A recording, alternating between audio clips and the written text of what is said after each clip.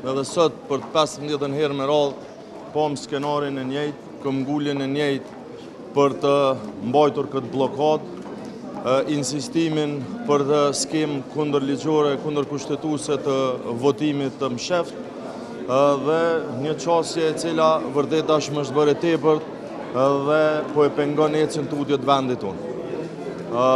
Unë shpreh keqardhjen time dhe të Partisë Demokratike të Kosovës për situatën në cilën të gjithë vendi, të gjithë qytetarët dhe institucionet kanë mbetur peng të lëvizjes vetëvendosje, e cila përkundër kërkesës, propozimit dhe insistimit tonë që të ndroj kandidatën e propozuar që nuk e ka votën për të bërë kryetare, ata nuk bëjnë një gjë të tillë. Mleni të përkujtoj që në vende shumë të zhvilluara se vendi ynë, në situata politike të caktuara ndrohen kandidatët edhe në mes të garës.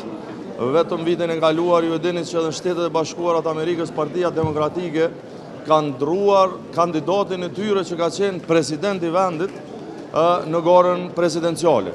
Dhe kjo nuk është parë si diçka jashtëzakonshme, andaj ky insistim i zotit Kurti për zonën Haxhiu është vërtet i pakuptim dhe është si duket vetëm pasiguria e tij në faktin tashmë të njohur e të ditur e të dëshmuar që nuk i ka numrat për shumicën parlamentare. Unë megjithatë si kryetari i PDK-s do të vazhdoj të insistoj për një çështje që është bllokuese.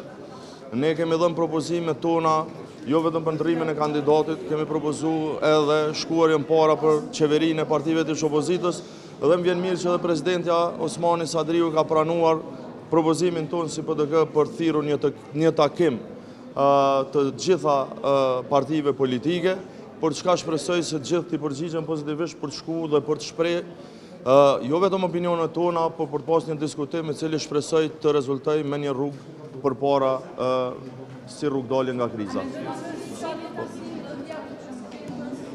Urdhën?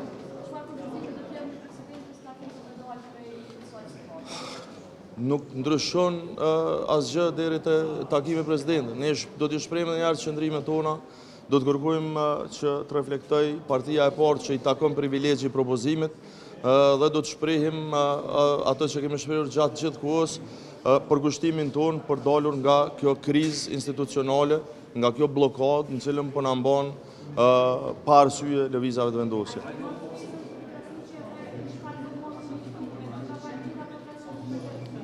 Besoj që dhe zëdhen si partisë jo ka konfirmu dje që kemi marrë ftesë, normalisht që kemi marrë, ftesa më është drejtu mu si kryetari i partisë, individualisht, unë besoj që takimi është i përbashkët, po ftesën e kam për mu, për vete, nuk e di për tjetë. A është e gatshme po të krajë me vonë një lëvizje në qëndrimet e saj në kodër të këtij takimi për hir të me ecë proceset të kohë? Çfarë lëvizje?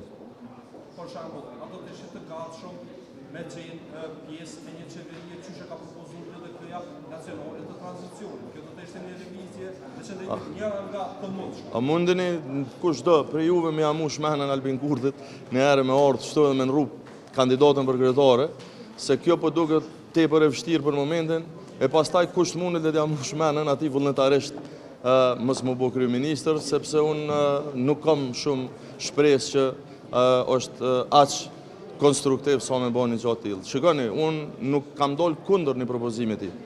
Po unë e kam shpreh qëndrimin tonë prej fillimit pse besojmë që është dashur me i dhonë dhe duhet me i dhonë vendit një qeveri tjetër.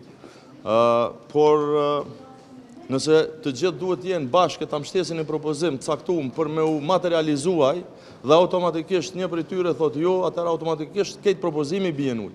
Kështu që nuk e di çka mund të them më shumë për atë propozim, cilin tashmë njëna prej partive, në këtë rast partia që ka numrin më të madh deputetëve e ka refuzuar. Faleminderit, gjithë mirë.